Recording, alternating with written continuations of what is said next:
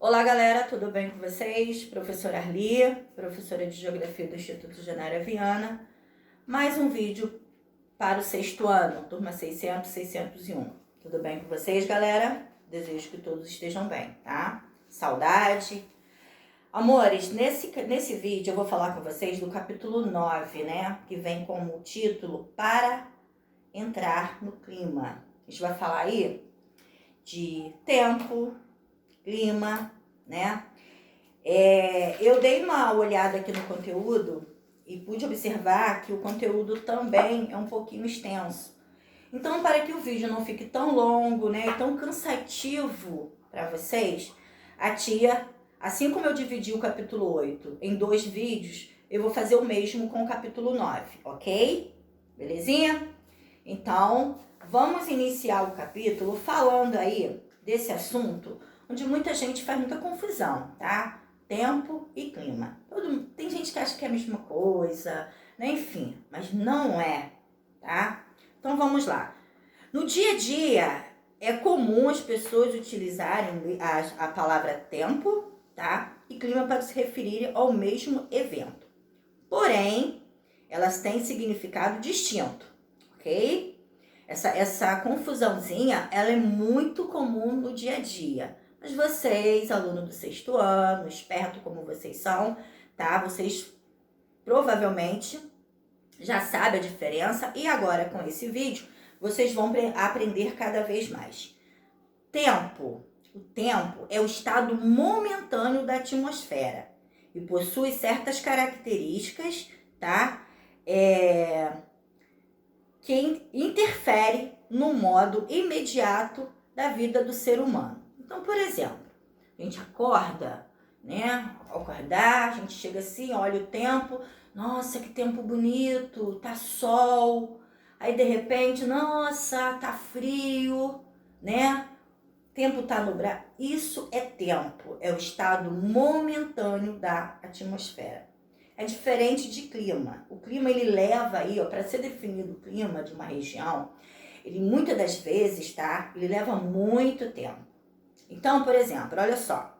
O clima já é um conceito mais abrangente. Para definir e classificar o clima de um lugar ou de uma região, são necessários, preste atenção, aproximadamente de 30 a 45 anos de observação das condições climáticas, com bases em diversas medições, tá? Então, ao longo desse período, os profissionais, né, os meteorologistas, eles vão fazendo essa verificação para poder, ao longo do tempo, chegar a uma definição do tipo climático daquela determinada região, tá? Então, por exemplo, nós temos dentro do Brasil, dentro de cada região, tipos climáticos diferentes. Isso não foi feito para o que hoje nós encontramos, né? Dentro dos livros didáticos, dentro das pesquisas. Na região tal, o clima é assim. Na outra região, o clima é diferente. Isso aí levou muitos anos para chegar a essa definição, ok? Viu a diferença? Tempo, estado momentâneo da atmosfera. Já o clima, ele leva todo esse período de observação, anotações, né, dos fenômenos para poder chegar a essa definição, ok? Então, nessa primeira parte da página 73, vem falando disso. Então, tem até um esqueminha aí, ó, a previsão do tempo na cultura popular, né? Que, principalmente as pessoas com mais idade, só em olhar, né, o tempo, sabe se vai chover, se não vai. Isso é muito comum o pescador. O pescador, devido aos seus anos de experiência, né, na atividade como a pesca, ele sabe fazer essa identificação. Coisa que nós, né, jovens, garanto que vocês estão rindo. Tia, jovem, sou jovem sim, tá bom? A gente não consegue ter essa percepção. E pessoas com uma experiência, né, já com uma certa idade, já consegue sim fazer essa identificação só em olhar para o tempo. Então, é essa historinha aí que tá falando aí nessa página 73. Então dá uma olhadinha aí nessa historinha aí para vocês aprenderem um pouco mais, belezinha? Depois, tá? Dando continuação aí a esses fenômenos, a gente vai falar aí da atmosfera terrestre, tá? Os elementos e os fatores que interferem nas condições do tempo e nos tipos de clima ocorrem na atmosfera, ou seja, de algum modo estão ligados a ela. Por isso, você deve conhecer alguma de suas características. O que faz essa interferência? Quais os elementos responsáveis por essas mudanças climáticas? Vamos começar falando do ar. Ó, o ar está presente em todas as paisagens da Terra. Ele é sentido em uma brisa ou percebido quando os cabelos e as árvores balançam. O ar também é vital para as plantas, os seres humanos e os demais animais, tá? Outra característica são os gases, tá? Então vamos lá, ó. Os gases que compõem a atmosfera são principalmente o nitrogênio e o oxigênio, são os dois principais. Professora, existe só esses dois responsáveis por essas características? Não, tem outros. Eu estou falando dos dois principais, que é o nitrogênio e o oxigênio. Ó, vários outros também entram nessa composição. Entre eles, o dióxido de carbono, o hélio, o ozônio e o metano. Além desses gases na atmosfera, há vapor de água, tá? Formado aí e os aerossóis, formado por partículas de poeira, fumaça, entre os outros componentes. Tudo isso que eu tô falando com vocês, galerinha, faz essa interferência, tá? Quando a gente fala aí de clima e tempo. A atmosfera possui diferentes camadas, como a gente já viu em capítulos anteriores, quando a gente falou das camadas da Terra, tá? Então aqui, ó, nós vamos falar de outras, ó. A atmosfera possui diferentes camadas, com características próprias, consideradas em conjunto, são responsáveis pelo equilíbrio térmico do planeta. Então vamos começar aí, ó, falando, ó, no entanto, geralmente são reconhecidas por 5 grandes camadas. Quais são essas camadas? Ó, a gente vai falar, tem aí, ó, a troposfera, tá? Nela concentra-se a maior parte, caso representando aí 75% da massa total de gases da atmosfera. A próxima é estratosfera, concentra grande parte do total da quantidade do gás ozônio presente na atmosfera. O ozônio é fundamental para proteger a superfície da Terra, funcionando como uma espécie de filtro, tá? Para a radiação ultravioleta. Então, ao lado dessas camadas aí na página 75, tem um desenho que mostra aí, ó, essas camadas, tá? Olha os elementos que compõem cada camada. Então, dá uma olhadinha aí nas imagens, por favor, tá? A outra camada é a mesosfera. Quanto mais alto, mais o ar se torna rarefeito, ou seja, com menos gases, tá? A outra é a termosfera. Na termosfera, as temperaturas elevam bastante, pois nela os átomos de nitrogênio e oxigênio absorvem grande parcela da radiação solar, relacionada aos raios X, gama e ultravioleta. Essa camada também pode ser chamada de ionosfera, tá? Então, tem alguns livros que o nome não vem escrito termosfera, tá? E sim ionosfera. No de vocês vem falando dos dois nomes, dos dois termos. A próxima camada, exosfera, tá? Essa camada antecede o espaço sideral. É a primeira lá em cima, olha. Quando vocês observam aí o desenho, tá, ó, lá em cima, ó, lá no início. Atinge altas temperaturas e nela estão alguns dos satélites artificiais e também os telescópios espaciais, tá? Mostra tudo isso aí na imagem ao lado do conteúdo, ok? Seguindo, vamos falar de elementos e fatores climáticos, tá? Também tem gente que confunde tudo, mas são coisas diferentes. Estão interligados, porém, com características diferentes, tá? As características atmosféricas se alteram conforme os elementos e os fatores climáticos, que também interferem nas condições de tempo e definem os tipos de clima no planeta, tá? Elementos climáticos. Quais são esses elementos, tá? Os elementos climáticos, eles são 5. No livro de vocês, tá? Tá falando de cada um deles.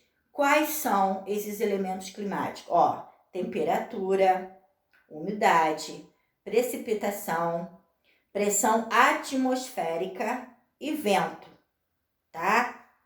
Então, vamos ver agora, falar um pouquinho assim, de uma forma resumida, porque vocês têm cada um deles bem explicadinho aí no material de vocês, característica de cada um. Ó, a temperatura é a quantidade de calor existente no ar em um dado momento, tá?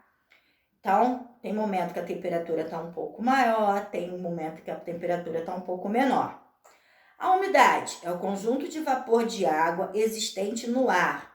Além do aumento da temperatura, o calor do sol provoca a evaporação da água, sobretudo de rios e oceanos. Esse vapor é carregado pelo ar, ok? Aí a gente está falando da umidade. O próximo é precipitação. Ocorre quando as nuvens ficam saturadas de gotas de água, atingindo o limite máximo, tá? Na página 76, tem aí, ó, o termômetro mostrando, falando de temperatura, e logo abaixo tá aí, ó, sob neblina reduz a velocidade.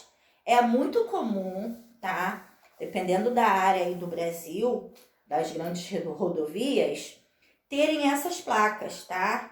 Por quê? O motorista, ele tem que estar atento a essas sinalizações. Quando aparece uma placa dessa, sinal que naquela área, naquela região, acontece esse fenômeno, né? A neblina. Isso dificulta a visualização desse motorista. Então, essas sinalizações servem para que o motorista ele fique atento, tá?